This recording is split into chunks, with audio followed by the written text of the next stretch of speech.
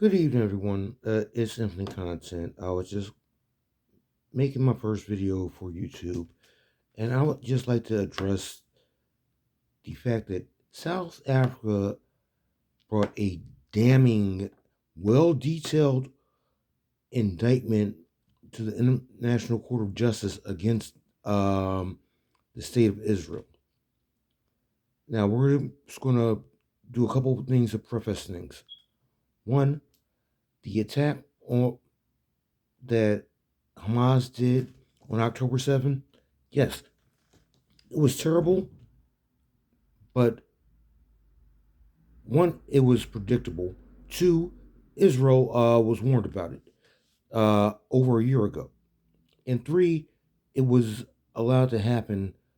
I personally believe that it was allowed to happen by Bibi Netanyahu and their government so they would have a casus belli to go ahead and engage in this freaking extermination campaign they have against Palestinians.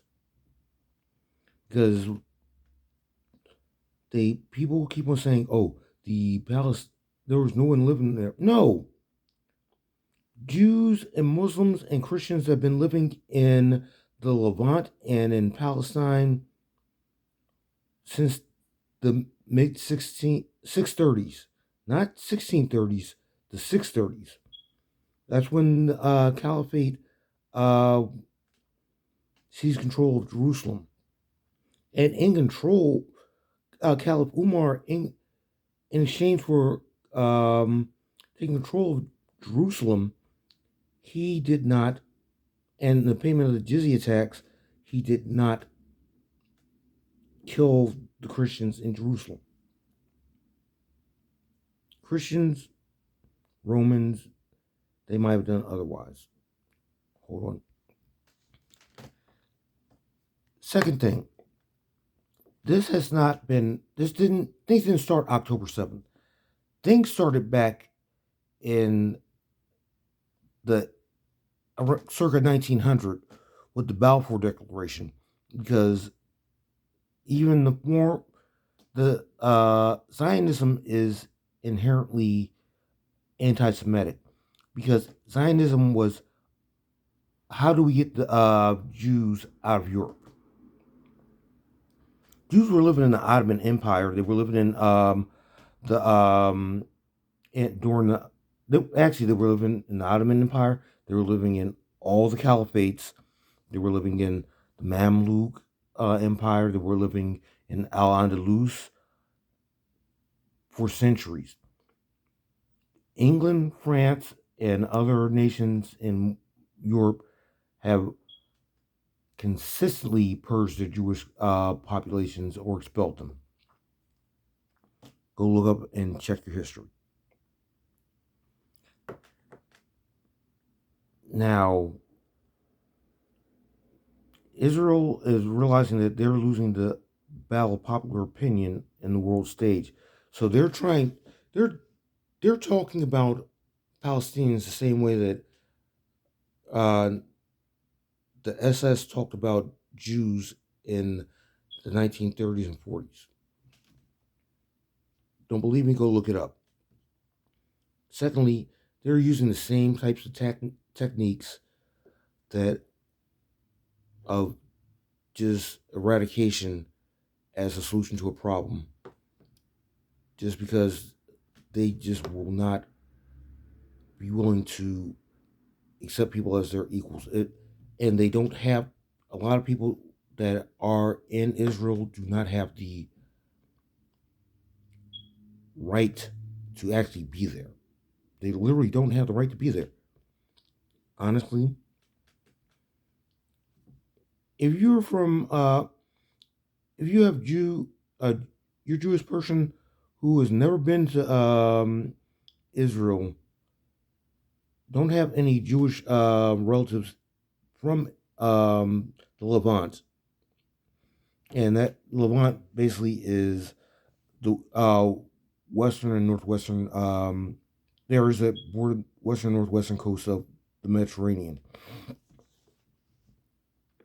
which would be like Syria, parts of Turkey, Jordan, Israel, uh, nation state of Israel, Lebanon, Egypt.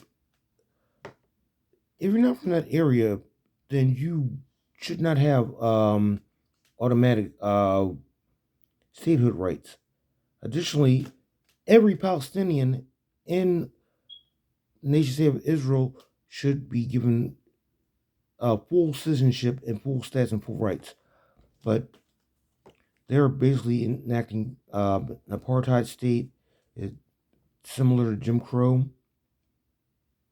Don't believe me? I'm really going to need you all to go just look at the history. And they're um, they've had Gaza under siege for I forget how many years now. I mean, almost 20 years.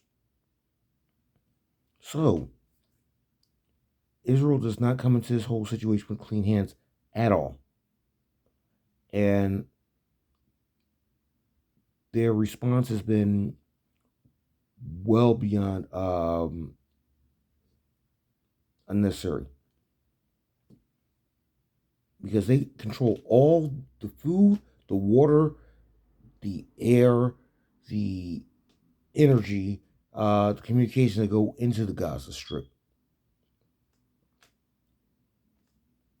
So you can't say that you're doing. And then they're calling everyone in Gaza part of Hamas, which is far from true. That would be like calling every white person part of KKK or every black person Black Panther, et cetera, et cetera. They're trying to justify their evil. South Africa has called them out on their shit, and they're trying to say that South Africa has committed a blood libel against them. No, no, you're up to bullshit. Nation state of Israel, what you're doing is wrong, and you're trying to curry sympathy. Western media is being horrendous, and in fact, the fact that Western media, most Western media, major outlets aren't even talking about how many journalists are being killed in Gaza. That tells you that the Israelis don't want they don't want on the ground footage shown, and they're also not letting Western journalists in there unless they're with the IDF, which means that they're going to control what you see. Trust and believe the Israeli state is wholly wrong, and if you keep on oppressing and oppressing people, they have the right to fight back. And sometimes when you fight back, you're going to hit somebody in a way that they aren't going to expect. I'm not saying what happened on October 7th was right. It was rather vicious, and I do condemn the act. But that said, Israel should have realized that this was coming sooner or later. Now they have to go and try and say, "Oh, we're not genociding people." I'm like, you killed almost 1.5% of the population in Gaza. That's a genocide. Let me know your thoughts. Let me know.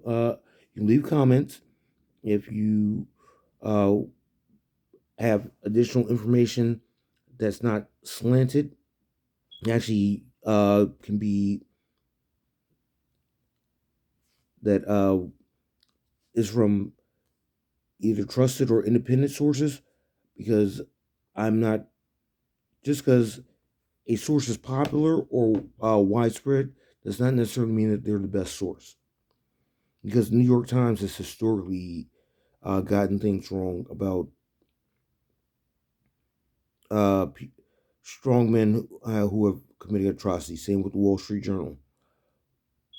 But you're willing to share my video and share your thoughts on my video, And I'm not perfect. I might have made some mistakes. I'm willing to learn from my mistakes, but let me know what you all think and get back at me if you like it, like my point of view, or um, you can follow, subscribe, and based on this, if it gains traction, I'll make more videos. Everyone just remember this one verse from the Bible.